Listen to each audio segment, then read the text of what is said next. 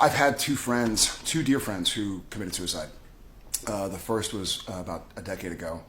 And then most recently, just on New Year's Eve, somebody who I'd worked with on Supernatural for many years took his life.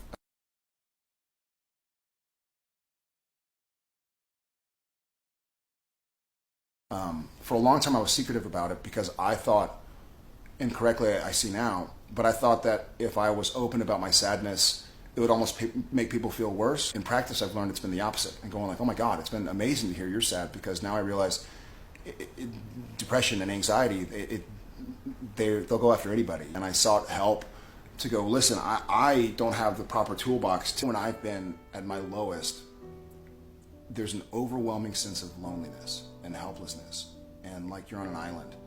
There's a Michael Bublé song called Home, and there's some lyric to the effect of like, I may be surrounded by a million people, but I still feel all alone. And that's one of the other things about being a celebrity or being in the public eye. When you're dealing with these struggles and you get that tunnel vision, you kind of feel like everybody's against you, and you haven't even given them the chance. To people who might be currently dealing with depression or anxiety or suicidal thoughts, and being quiet about it, is you're not alone.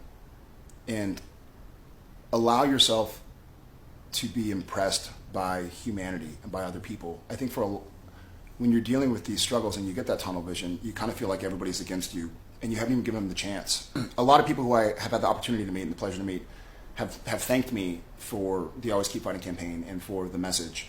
And luckily I've had the opportunity to tell them something back, but for those who I have not had the opportunity to tell this back to, if you're thinking thank Jared for the Always Keep Fighting campaign, I want to say thank you for the Always Keep Fighting campaign. I'm only a part of it, and it's meaningful to me as well. So you're welcome, but thank you, and please tell me you're welcome back, because with you guys, and let y'all know it's been meaningful to me, and I hope it's meaningful to you. So, all right, here goes. Sorry.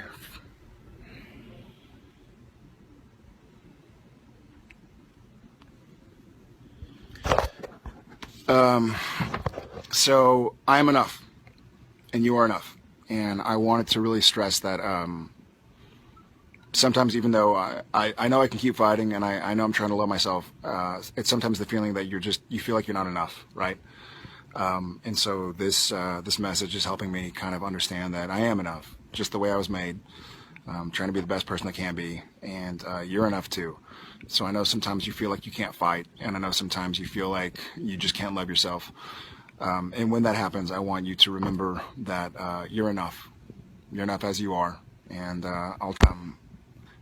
I'll try to remember that I'm enough as I am. And in some odd month life in the last 12 months, but I also had my highest high. And so I've been through a lot, and I just wanted to say thank you guys. And I think I've had a lot of time to kind of look inside myself. Not literally. No, literally, actually. I was able to see some x-rays, so I get to see inside myself.